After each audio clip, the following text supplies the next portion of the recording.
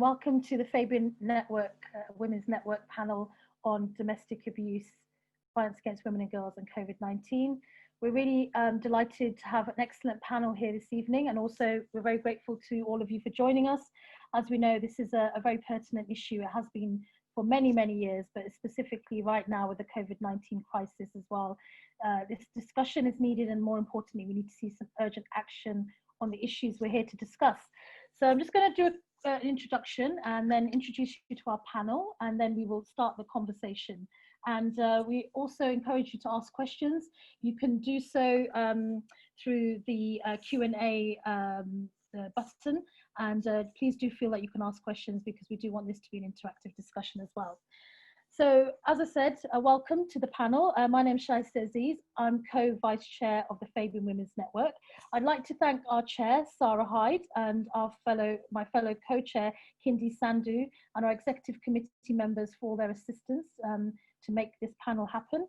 And I'd especially like to thank Kelly Graham as well, as part of our executive committee. We have a hashtag for this evening, and that is FWN4G, so FWN then VAWG. So if you would like to tweet using that hashtag, that'd be great. It raises awareness of what the panel are talking about, and it amplifies very important voices at this particular moment in time. So please do use that hashtag if you can. So I was asked to create this panel. As you know, we've been doing a series of panel events as the FWN. We've had amazing speakers, a real breadth of discussion taking place on a number of issues, and I'll be very proud of the work that my colleagues have been responsible for. So I've consciously and unapologetically created this predominantly Black women and women of colour panel, because in this moment in history, we absolutely need to see the amplification of Black women's voices and of women of colour and minoritized women's voices, including migrant women, refugees and trans women, because of the ongoing harm and doubling down of explicitly racist state violence in the form of the hostile environment and other policies. And we're also seeing in this country a devastating and disproportionate death of Black people and people of colour in the context of the global pandemic, which is COVID-19. We are seeing the same around the world. In countries like Brazil and other parts of the world, we are seeing disproportionate numbers of Black people dying, especially in the United States. Now, as we know, 3 years ago, the Me Too movement started, second time around. It was reinvented again. And we're also in a particular moment of history in this country where we're seeing the emergence of the Black Lives Matter movement here in the UK, which has been taking to the streets and gaining a lot of traction and prominence. And as we know, that there can be no gender justice, that women's rights cannot be advanced without racial justice being at the heart and at the core of all our work and all our movement and all our demands. And we must also demand the right of justice for all women as well. So here in the UK, we have seen already, since lockdown started, 30 women and girls have been killed during the COVID-19 lockdown. This is according to the organisation Counting Dead Women, and recently a New York Times investigation really outlined the devastation in this country. The oldest victim so far, and I do hesitate to use the word so far, but this is reality, was an 82-year-old woman, and the youngest, killed along with their mother, was a 4-year-old and 2-year-old. They were sisters. So this is the context in which we're having this discussion. And before I go on to give you an introduce the panel, I'd also like to really acknowledge that we're very aware that amongst those sisters, predominantly, I believe, sisters listening to the panelists this evening, there will be victims and there will be survivors, and there will be others who are very concerned about family members and friends and loved ones. And we want to acknowledge that here. We want you to know that we do acknowledge that, and we do understand that that is also part of this evening's even discussion. So I'm going to introduce the panel. I'm going to start off with Huda Jawad, who is a former FWN mentee. She's very well known to the FWN family. Huda is a founder of the Faith and War Coalition, and she's a trustee and co-chair of End Violence Against Women. Now, when it comes to introducing these sisters, I could spend all the time just describing their achievements, what they've been doing, so I'm just going to keep the introductions very short. So secondly, I'd like to introduce Rosie Lewis from the Angelou Centre in Newcastle upon Tyne. The Angelou Centre is one of the few surviving Black-led women's projects in the Northeast, or indeed anywhere in this country. It's a project run by women for women. The centre provides numerous services, which include educational opportunities for women, and Rosie will expand on the work that the centre does when she speaks as well. And then I'd like to introduce Sandhya Sharma from Safety for Sisters, a Manchester-based organisation standing up for the rights and fighting for the rights of migrant women who are experiencing gender-based violence. And this incredible organisation is explicitly anti-racist in its advocacy work and action, as are each of the sisters on the panel and the organisations they represent. And then Mariah Larasay is a Vogue specialist with a lot of experience and an advocate. Before we introduced everyone into this room, I was told that I was told by Mariah that you're no longer in the sector, but I think that you can't escape the sector, actually, Mariah. You're known for the incredible work that you've been doing over so many years, and it's great to have you here. And then we have Nicole Jacobs, who is the Domestic Violence Commissioner for England and Wales. Delighted to have you here, Nicole. Nicole has decades of experience working on Vogue. She's a woman who understands intersectionality and is an ally to many, not only on the panel, but beyond the panel as well. And just like to thank you for the incredible work that you're doing and the way that you're doing this work as well, Nicole, where you're going out of your way to centre the voices that we need to hear and that we need to amplify. So what we'll do is we will hear from each of the panelists. We'll give you all a generous 5 to 7 minutes because what we'd like to do is we'd like to use the first half of the panel to hear from you, and then we'd like to open everything up to those who are participating to hear directly from them. So we will start our conversation this evening by hearing from Rosie. So Rosie, over to you. Hi everyone, it's absolutely great to be here. Thank you so much. It's so great to have the North opening one of these events as well. So I hope you can all understand my Geordie accent, but great to be here. So, I mean, for us in the northeast of England, I just think to set a tiny bit of context in thinking about what it's like up here in terms of socioeconomic deprivation, in terms of a landscape, a post-industrial landscape, and many inherent socioeconomic and politicized inequalities.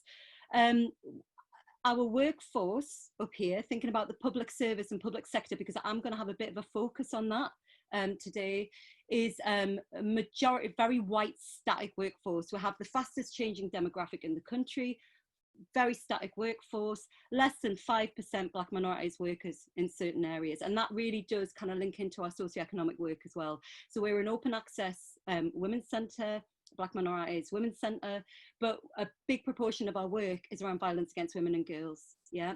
And that includes refuge provision, and includes a lot of work around women with no recourse to public funds. And just to define this, because I've been banging on about it all day, is when we say no recourse to public funds, we do not mean women on spouse visas. We do not mean women who have other sorts of rights, yeah? We're talking about women who have absolutely no recourse to public funds. And obviously we work generally with migrant women and women who have those other, what I would call multiple imposed barriers, because these are not barriers that the women have, these are barriers that are imposed by the state. So in terms of talking about the work that we've been doing in a COVID context, everything we do, we think about things structurally, we think about them systemically, yeah? So for us, many of the barriers that the women have faced has been around access to service. It's been about making sure that there's equitable support via those services when women are experiencing violence and abuse. It's also been about the absolute lack of equality that many of the women have faced when they've been experiencing really high levels of violence. Because what COVID has revealed is many of the fragmented issues and the cracks that are already there systemically, the socioeconomic inequalities, the health inequalities, the fact that we have no recourse to public funds, human rights abuse, the institutional discrimination, they're compounded by poor health inequalities, maternal poverty, food scarcity, etc., etc. So I think I'll kind of focus on public service access in relation to COVID, because I know that Sister Sandy is going to talk a lot more about the direct experiences of the women. So I think it's important for us, a big focus, thinking about the context and thinking about our workforce and thinking about the inequalities women face and the institutional racism that women face. It's important for us to think about, and I'll keep an eye on the time as well, to think about the structural. So one of the main issues has been around the way that these imposed barriers have prevented women from being able to get any equitable response.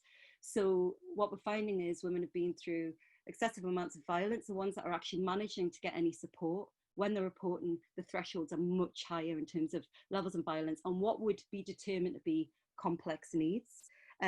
Women have reported they've been constantly re-traumatized by the system, by the state. So what's happened is the state response, this public service response, which very much echoes the political sentiments of the state, has been one of neglect.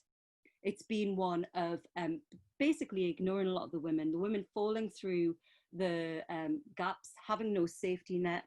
And because of that, there has not been any access to, in terms of equal safety and protection. That's gone out the window. Now, we would see this as being really linked into what's happening in terms of the public sector equality duty. Yeah, that is just, and I think for us, we have to look at the mechanisms that we've got to hand, and we have to look at how they're being deployed. And I think you can see a constant disavowal of this. So the lack of access to safety. Yep, so no recourse to public funds. Women being basically in temporary accommodation when they've experienced violence, rather than actually, and I'm talking about migrant women, Black and minoritized women, as well as women without recourse to public funds. Being, especially when COVID hit, you know, they were basically just turfed out into the street because of everything around the health and safety to do with that. There's been a total lack of so-called safeguarding. Don't even get me started on the whole ethics around what safeguarding means, because it does not mean safety and protection in a lot of ways. But the safeguarding processes have gone out the window. There's been absolute discrimination. So there's a perception around no recourse to public funds, which is why we really work to differentiate.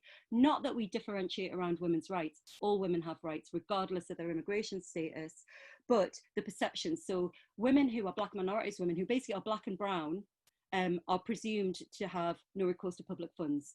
Women who actually show their papers and show that they have rights to support and access via the spouse visa, being denied from national mainstream women's sector services. That is one of my biggest bugbears, as well as local authority and housing. We had one woman come into our refuge. She went to the police, to housing, to, I'll not name the name of the organisation, but a women's-led organisation 11 times. Yeah, the guy was on remand. She was forced back to further perpetration from the guy's family in that house, because they said to her, we will not help you, we cannot help you. And that was before she came in the refuge. And just very, very briefly, I also want to talk about the fact that it's not just about a lack of housing access. There's also these other things that surround it, which we would call wider welfare. Yeah. So we've, for instance, have set up a welfare bank. And when we say welfare, we're talking about food scarcity, we're talking about hunger, we're talking about digital inequity, and we're also talking about lack of access to hygiene products, to just really basic kind of PPE, to be able to go and access during COVID, because of the amount of kids that you have, or because of the health inequalities you face, being able to just go and pick up your prescriptions. So we've ended up doing that kind of service as well. And so just finally to finish, because I've got 30 seconds left, I believe, in terms of the public sector equality duty. So something that we are definitely going to be doing is doing our localised challenges, and we are really hoping that we can link up in a national way with sister organisations in looking at this, because we have got absolute incontrovertible evidence around how they've failed, systemically and systematically failed women, and have not provided what should have been provided via public services. I'll leave it there. Thank you, Rosie, for that very powerful contribution, and for getting our discussion off on the right foot, I think, because, you know, I know we're only going to build on that. So, Sandia, if I could hand over to you next, please. Thank you so much, Shaista. and thank you so much, Rosie, for setting the scene. And I'm going to be speaking a lot to the context that you've already laid out, but really drilling down perhaps into some of the casework and the experiences that we've had at Safety for Sisters. So just for the audience, really, Safety for Sisters is a very small frontline women's organisation that works with migrant women. When I say small, I mean incredibly small. There's like 2.5 of us really doing the work to both provide advocacy and casework to individual women, but also to provide therapeutic and emotional safe spaces for women in groups to do the really important empowerment work and healing work that women who, BME migrant women who've experienced violence need and deserve to have. I want to start off really with a quote, which I think is kind of where we are, and it almost takes us back pre-COVID, although I'll be talking about the experiences in COVID. And this was from one of the women from our migrant women's group. And she said, if we don't document what is happening, who will? We know that migrants, us women of colour, us marginalised women, those seeking asylum, are written out of all the lessons learnt and all the policies and responses to disasters. How do we know this? Because if we weren't, we would be at the top of the government agenda response to COVID-19, not the bottom. And I think that really sings to and speaks to the travesty that took place yesterday in Parliament, where migrant women with no recourse to public funds were purposefully excluded from all safety principles and mechanisms and safeguarding. And I think that's she really hits the nail on the head. And women know that because they experience that every day. So as Rosie rightly said, there's a political context in which COVID is happening, but it also is preempted by austerity, years of austerity, Brexit, succession of governments and instability, and racism, racial discrimination, and the hostile environment.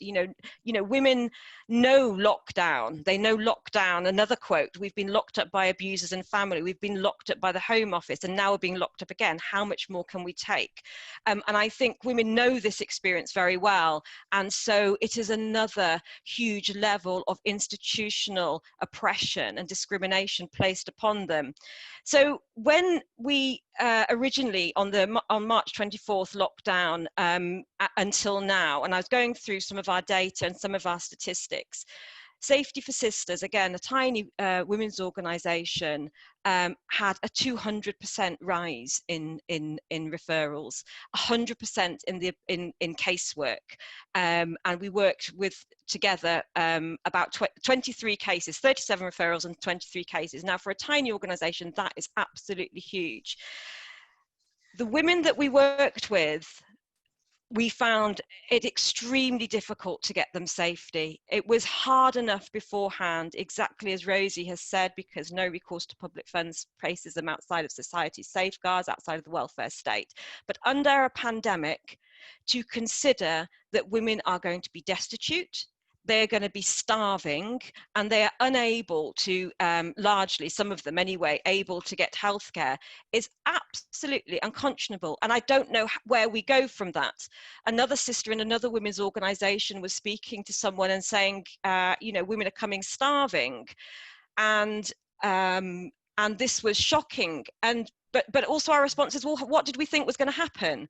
If we take away the shelter, if we take away money to sustain oneself, if we take away that woman's ability to access safety, protection, what do we think is going to happen? So yes, there are women starving. Yes, there were women street homeless. Yes, there were women in terrible states under COVID, despite government rhetoric, despite a lot of the responses, precisely because, as the woman in our women's group says, if we're not included from the beginning, none of your responses will work.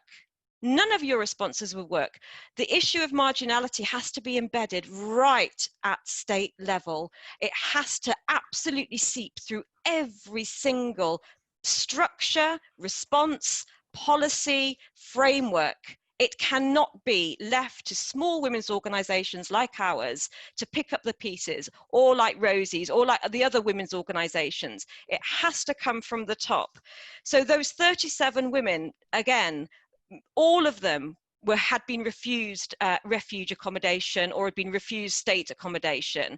What state accommodation was available under COVID, the emergency accommodation, the actual referral process didn't work for women with no recourse to public funds. So before they could even get into the accommodation, they were refused because the referral system was based on the notion that women with no recourse to public funds couldn't get access to state housing. So nothing had really changed for the women. We spent in total about £4,000 of our own money that we fundraise for. That's the purpose of Safety for Sisters, supporting women not to be street homeless, even when state and wider sector had failed them. So I think that the experience of COVID for us was like it was before, but far, far worse, and it shouldn't have been.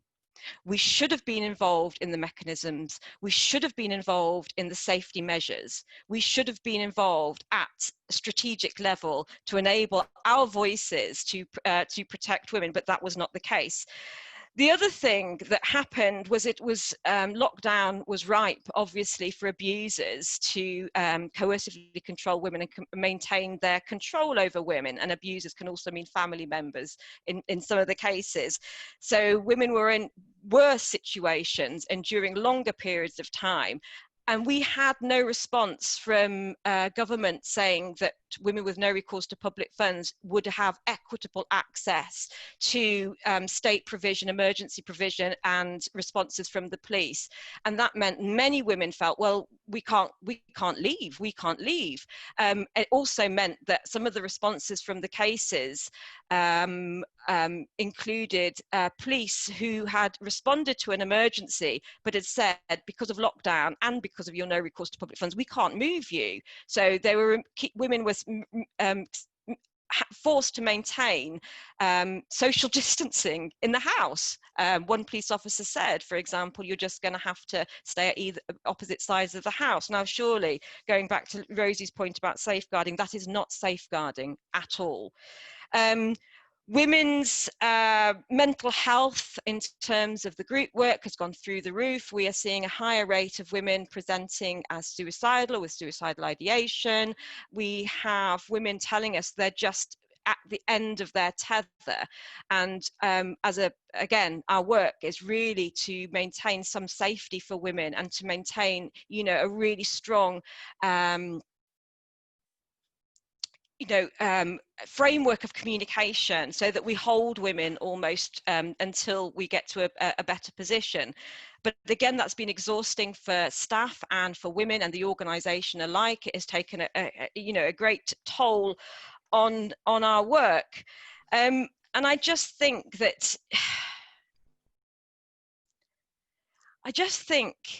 had we been involved, had an organisation like ours that has been, knocking on the doors for 10 years now and publishing, we did a fantastic report in 2016, which demonstrated what you could do if you were to actively take on board a human rights and an anti-racist perspective of looking at VOG and women with no recourse to public funds, rather than the prism of immigration, which is a cul-de-sac and it will take you so far, but you can't use immigration as a way to determine women's safety, because with no recourse to public funds, of course, you're going to fall at the first hurdle, and then what?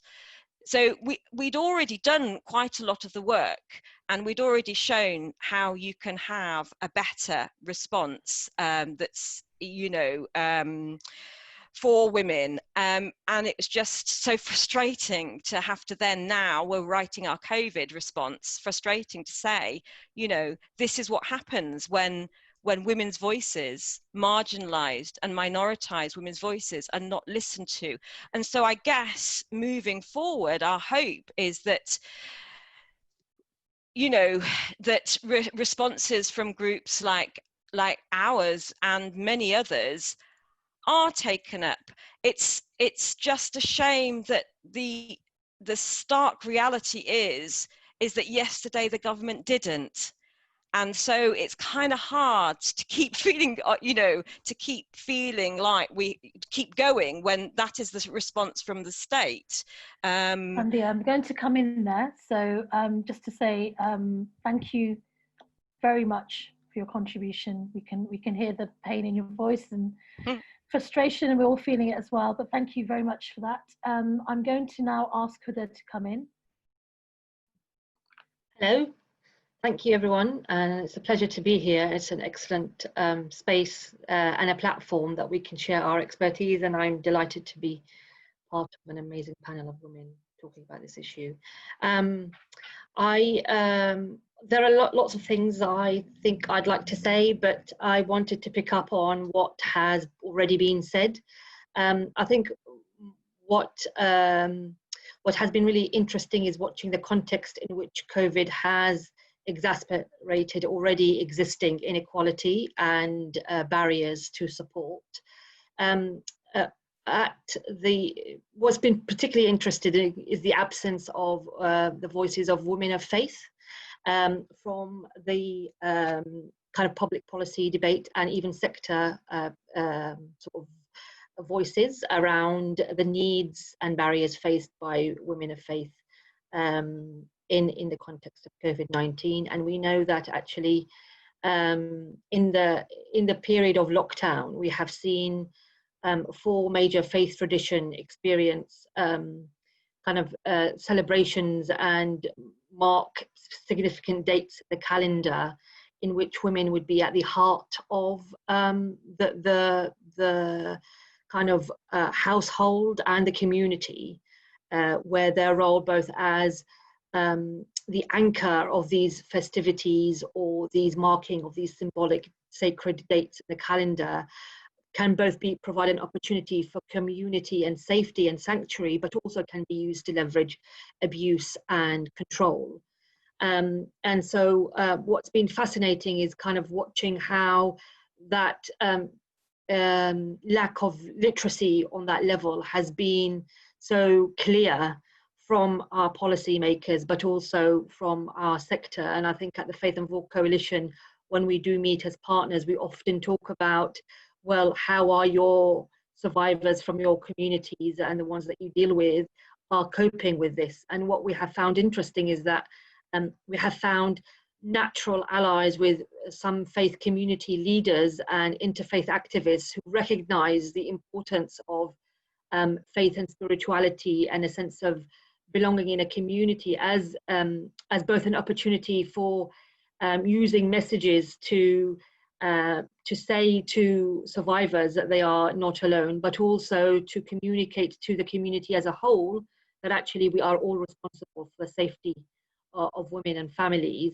and in particular how we are acutely aware of how faith and spirituality can be used as a tool of oppression, and it's our collective duty to ensure that that doesn't happen or minimized in any way that we can. So hence we kind of did a statement around that, and we talked about how the role of faith communities in ensuring that women are supported and are referred to specialist services can do. But what's also very clear is that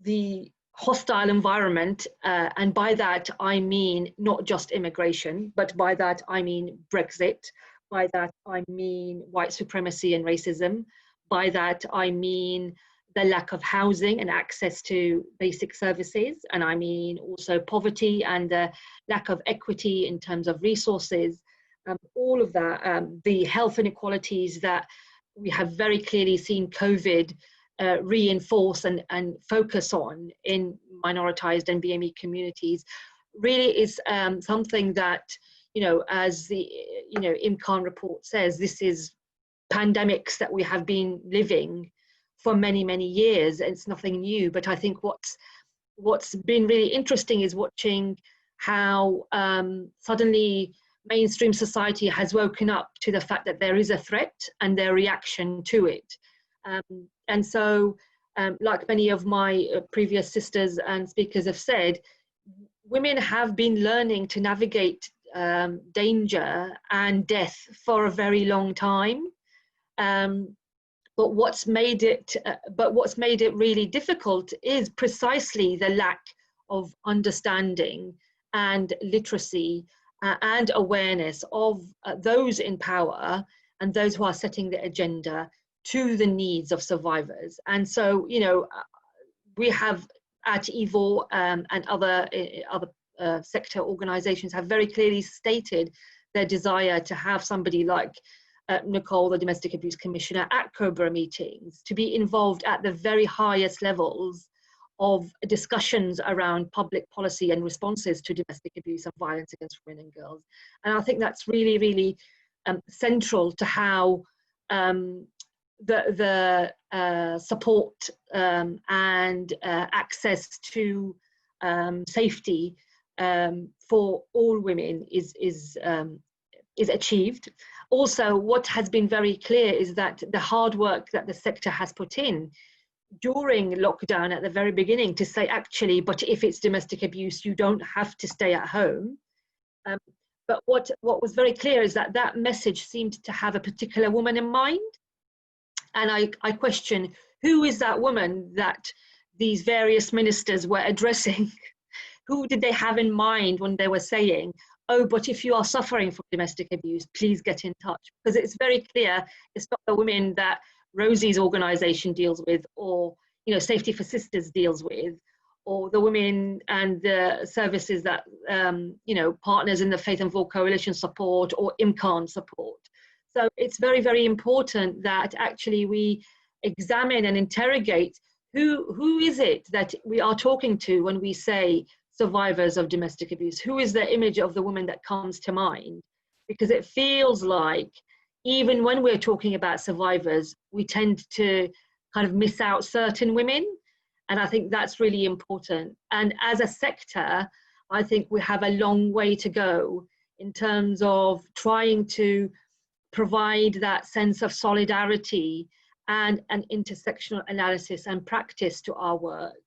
You know, there are often conversations about that, and it would be wonderful if it wasn't just the Black and minoritized by and for organizations talking about the need for an intersectional lens, and the needs, you know, of migrant women in particular have been very interesting. And I know that, you know, Nicole has been very clear about highlighting the importance of including the needs of migrant women in discussions around the domestic abuse bill. And unfortunately, that's not been taken up in the third reading yesterday. So I think what COVID has, you know, really illustrated to me is it has shone the light of the systemic failures in our organizations, but also in society, to tackling domestic abuse.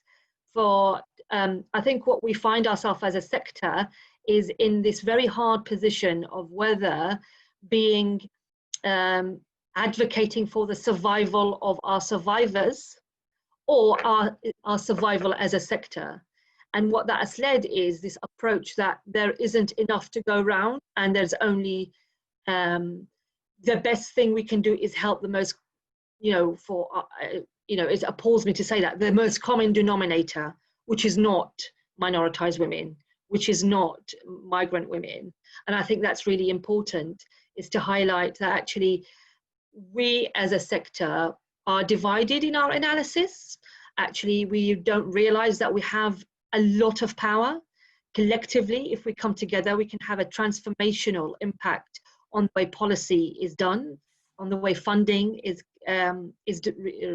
sort of tendered and distributed.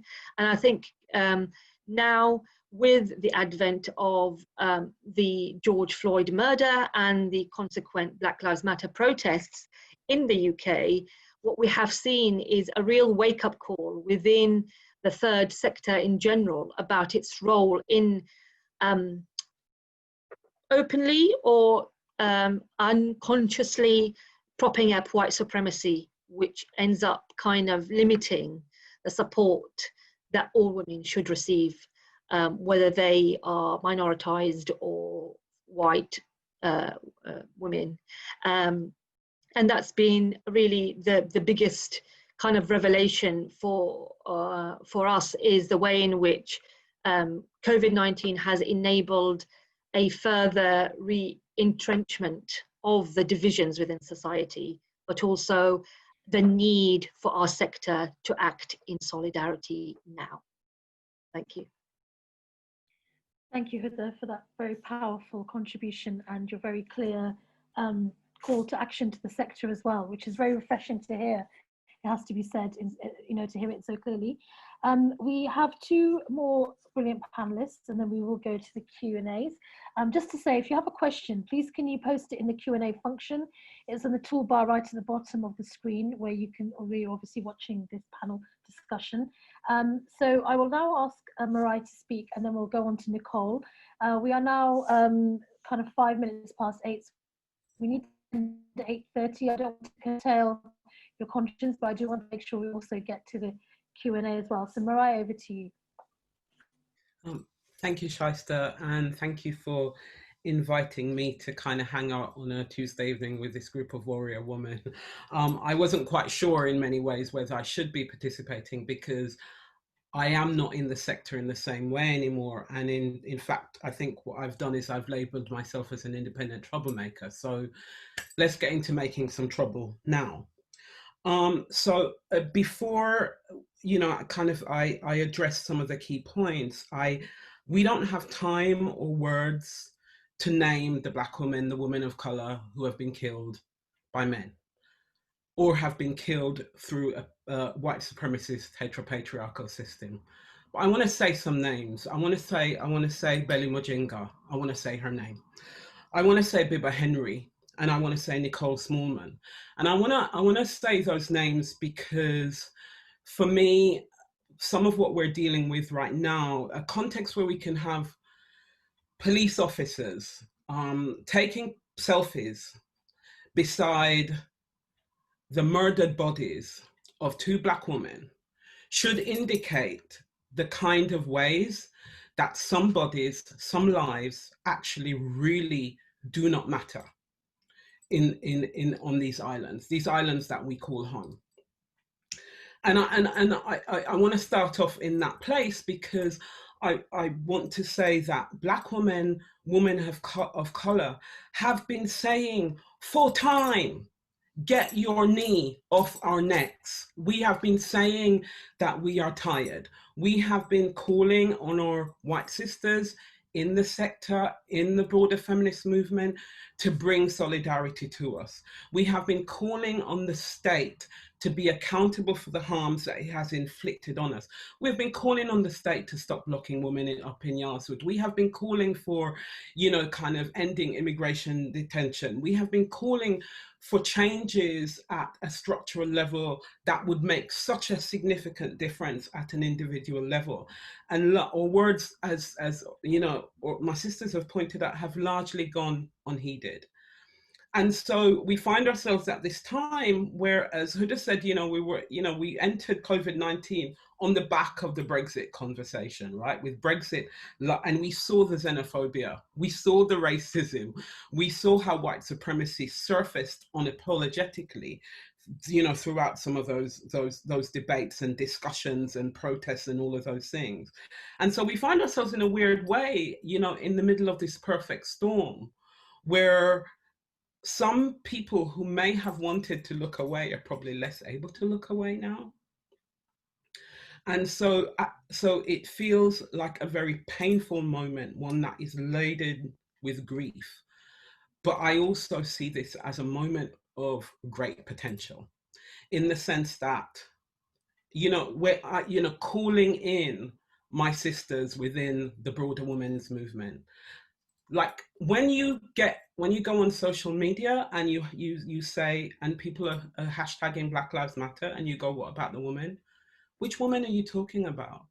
Black woman are women. So when you say, what about the woman, are you saying, what about the white woman?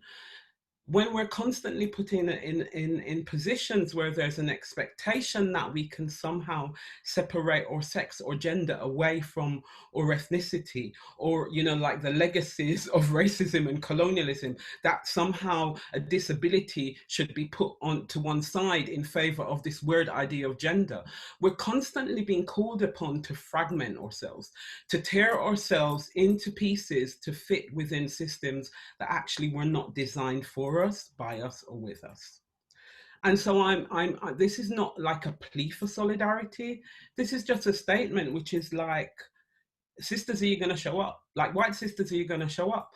I'm also, you know, there's also a conversation for us to have even within the BME space about what anti-blackness looks like, about how anti-blackness has organizations like Sister Space and Claudia Jones and those organizations at the bottom of the pile in terms of, you know, what BME work looks like. And I'm not going to get into a divide and rule dynamic in a public context, but I want us to think about, if we were coming from a place of absolute solidarity, what could our work look like right now? What could our movement look like right now?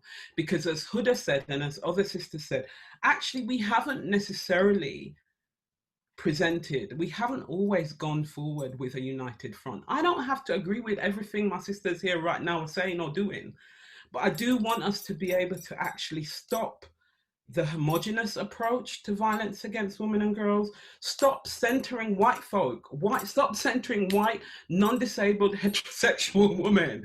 Because if you center the women that are subjected to the most acute marginalization, actually it will make a difference for all of us. Black women don't been saying that for time, right? And so in many ways we're here, and I don't feel like I have anything particularly new or fresh to offer.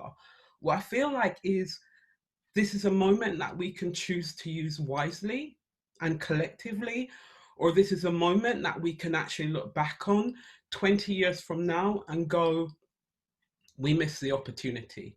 The state is not going to willingly hand anything over to us. And therefore we have to think about our resistance strategies, and we have to think about how we go forward collectively. And for me, like I'm like this right now. I haven't got a huge amount of energy, and so my focus right now is Black women. That's my focus. You know, and if you want to join me and center us, then it means that actually, as Lilla Watson says, if you know, like if you've come here to help me, you know, it's cool. I don't need that. If you're here for a collective liberation, then maybe we can work together. And if that's what women are up for, if that's what folk are up for, then let's take on the state. That thing yesterday is a shambles. We know it was a shambles. We know that we shouldn't be having a conversation about domestic abuse. We know that we need to speak about violence against women and girls. We know that actually if we don't center domestic abuse in the context of violence against women and girls, it won't be gendered. It won't consider the impact on women subject to immigration control. So I'm going to stop there because I want women to have time and space for the Q&A. That's me done. Thank you so much, Mirai, for that blistering contribution, as I know you would provide us with the, you know, the direct and accurate framing that we urgently need. And I really appreciate you being here. And I know you're exhausted. You said you are, and I know you are as well. So we really appreciate you being here. And Nicole, we're going to hand over to you, and then we will go to the Q&A, and I will open up back to the panel again. Okay. Thank you. I'll only take a few minutes because I feel like we're kind of running close on time, and I know people want to ask questions, and I'm not sure what I could possibly add after hearing all of that. And I knew when I signed up for this, I mean, part of the reason I did is I saw the people who were going to be presenting, and I thought I would desperately just want to hear them and hear what their thoughts are right now. And I'm lucky enough to talk to some of them more often than others, but it's just great to be here and to be among so many incredible leaders. And I don't think I've really earned your compliments too much yet. I mean, I do hope that you understand how much I want to be an ally and how much I want to join in solidarity, but I'm not sure that I've done as good of a job reflecting on hearing all of those comments and then reflecting on my last few months as the Domestic Abuse Commissioner. I am closer to a lot of those conversations, and I can really recognize the truth in what all the panelists have just said in terms of what happens day to day in government as decisions are being made, being in those conversations and realizing that sometimes there's quite good intentions, but they're not they don't materialize in the way that they're intended. Sometimes there's not good intentions and there's just game playing. And sometimes we tolerate you know, a huge amount of fragmentation and catering to what is easy for government rather than what is needed for people. And so I really, really get that. If there's anything that I would feel frustrated by, it's my own learning curve, being new in post and not fully formed in terms of an office, because I feel like very often I get a bit outsmarted, if I were being honest, and that I really want to have more resource to be able to reach out and understand what's happening and bring in people who have much better experience than I am to be really influencing conversations. So that will be my commitment to you, and particularly to the panelists, to try to do that more. I would just say for particularly to listeners, if you don't know what my role is, it's a newly appointed role that's part of the domestic abuse bill. In some part of the bill has some provisions for my role which give my role more power, or the office more power. I'm not party political, and I'm not part of the government. I'm independent of government, so rightfully I'm there to try to hold government to account, but also give advice when I can. I think that some of the things that my office will do will help. It certainly won't solve, and I really want to hear your thoughts about what more my office could do. But I think some of the powers that will be given to my office eventually about requiring information from public bodies, being able to issue reports that have recommendations that have to be responded to. I think there's some real, there's some hope that I have, even after hearing all of that, that there's going to be some ways to address some of these issues in a more meaningful way. And I'm certainly well up for that. And I want to do that in partnership with you, more than you would possibly know. And so it's really important for listeners to be paying attention to the bill. The bill is not finished yet. It still has time in the Lords. There's some really good leadership in the Lords who will try to influence the bill. Please, if you haven't been paying attention, please do start and pay attention right now, and take on board some of the criticisms of the bill that you've just heard, because they're certainly all correct. I would also just encourage people to find out, listening, if you haven't done already, find out your local services, figure out who they are, where they are, what do they need from you. There's a lot that we and individuals can do. And so anyone listening to this network could certainly do those two things. And I guess I would just end on a more hopeful note, in that my experience of watching the sector over the last few months is one of a much more coherent, increased, kind of unified way of working together. And I don't think we're there yet, and I think there's some really tough conversations ahead. But I do think we're starting to really work together. We're meeting, you know, weekly, often several times in the week, really having conversations that are long overdue and also very practical in giving a pretty clear voice to government. So I think I'll end on that positive note, because I think that is worth credit where credit's due in that way. Thank you, Nicole. And once again, we do appreciate you being here, because, as you say, it's really important for you to be able to hear these voices. And the fact that you're here does speak volumes about what you're doing, what you're trying to do as well. The work is not done. I mean, we've got so much more work that needs to be done, but the only way I think we can actually genuinely tackle these issues is by having this level of honesty, this type of conversation that is not whitewashing, and I use that word deliberately, any of the oppressions that need to be dismantled. So thank you for being here. Okay, we've got a number of questions. What I'm going to do is I'm going to read them out, and I'm going to ask each panelist if you could kindly take 2 to 3 minutes, because we need to end on time, and just to sort of wrap up and see if you can try and respond to these questions. So the first one is a very important question, which is about how do you reconcile the calls to defend the police and keeping women safe? Now, defunding the police is something I don't think many British people, or indeed any British people, specifically our politicians, really understand. So I think that's a very important question. Second one is, what do the panelists make of the perpetrator strategy, and will it prevent abuse, particularly to BME women? And then there's another question about the criminal justice system, and how do we try and make sure that women are not just being re-traumatized in that system, and that the system doesn't just keep perpetuating harm to women.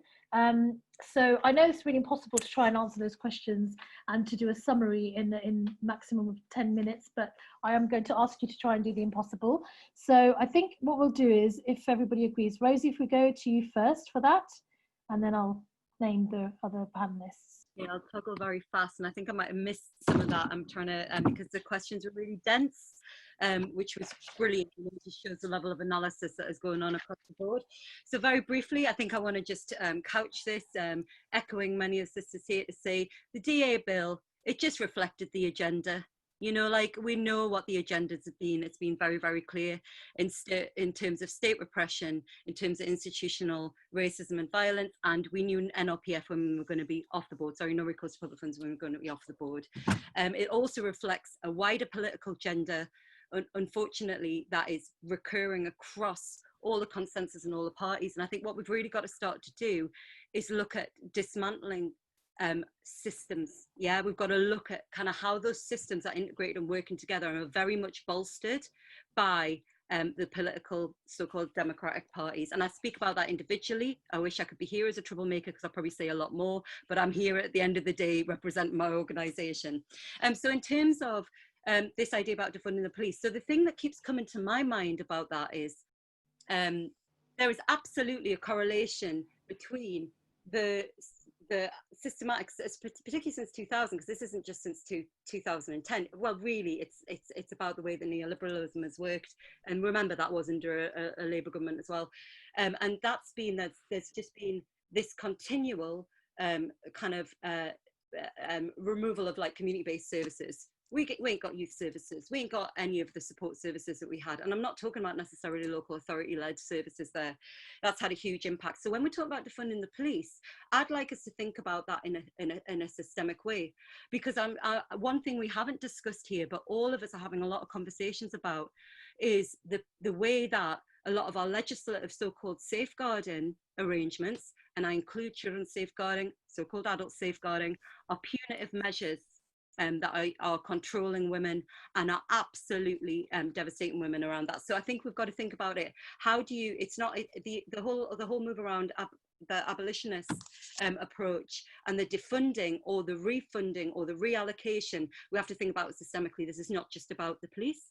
Very briefly, perpetrator strategy.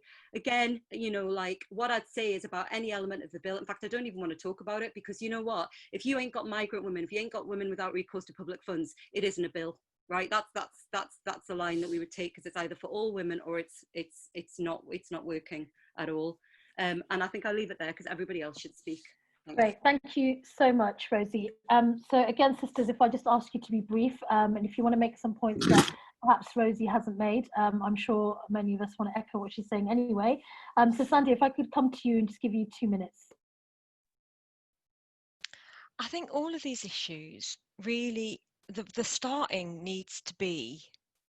place needs to be really a much broader strategy around violence against women and girls, rather than a very limited domestic abuse bill. And I think all of us have called for something much more in depth and something that's much more meaningful and requires the voices of women around this table. I agree with with Rosie that it's systems based, and to look at what works, we need to not replicate systems that don't work. However, strangely and perversely, one of the few groups that actually will protect women that we work with are the police. It's perverse, because we all remember how the police,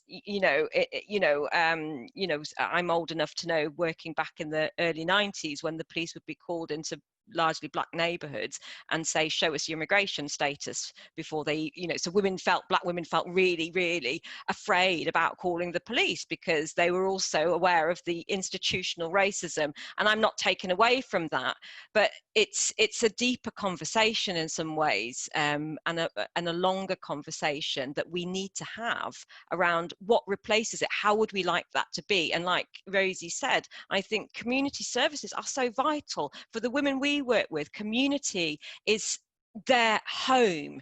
It is where they go, because it's so difficult to go to authorities, and they only go to authorities in absolute, crises.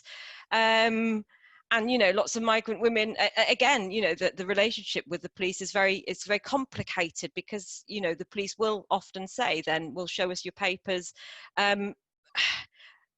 but that's because they haven't got anything else. In some ways, or everything's been stripped away. Social services often are unavail themselves or make things deeply complicated for women, and where women are forced to safeguard themselves. And sometimes we've heard of children being told to safeguard themselves.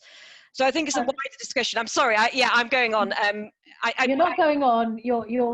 I will leave it that we need a VAUG strategy. So I think a lot of these things can be adequately dealt with under a VAUG strategy, wider and broader.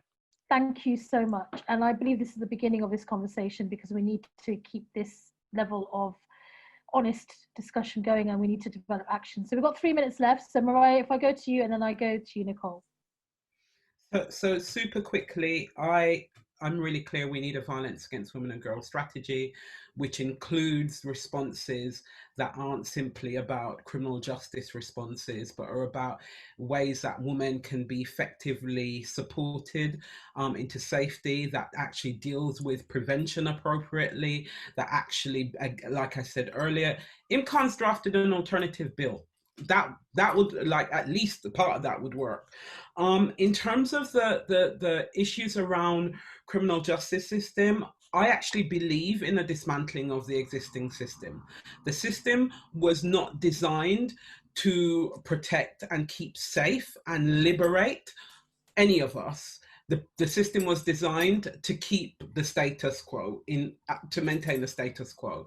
And so, but I do believe that requires care, attention, and it needs to be deliberate, and it needs to be systematic.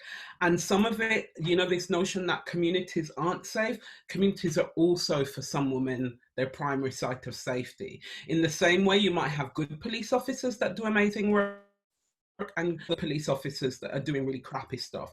And so we're left with this kind of weird dichotomy. So I would say, like, for me, because I don't believe that the prison system is the same thing that has women in Yarlswood, right?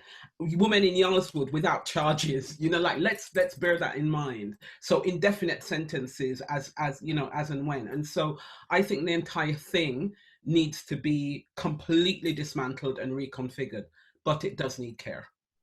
Thank you so much for that. Nicole, you have a minute left. So just very quickly to say that there is discussion about the VAUG strategy just this week. I've asked ministers about it. I think the important point is, and for anyone listening, it'd be great to ask your MP to bring this up, ask a question in Parliament about it, because what we need to have is a proper consultation for a VAUG strategy. So we can't have a document from government that's done without proper consultation. So that's the call right now. And I think, I think we're on the verge of having something announced like that. And so let's all remember that that's another really important avenue, as other people have said. Thanks. That's all I'll say. Thank you. Thank you so much. Thank you so much, Nicole. And one more time, thank you to this fantastic panel for this level of depth of analysis, and for really putting down a challenge in terms of what we really do need to do. I really appreciate you being here. Thank you to everyone who's asked questions. Unfortunately, we haven't been able to get to all of them, but I think we need to do some follow-up work as a Favored Women's Network. And I will take these questions and see if I can get some responses to them, and also see what we can do to build on this discussion and action for this evening. And once again, thank you so much for being here. Stay safe, everyone. Take care of each other. Thank you. Thank you. Thanks a lot, guys.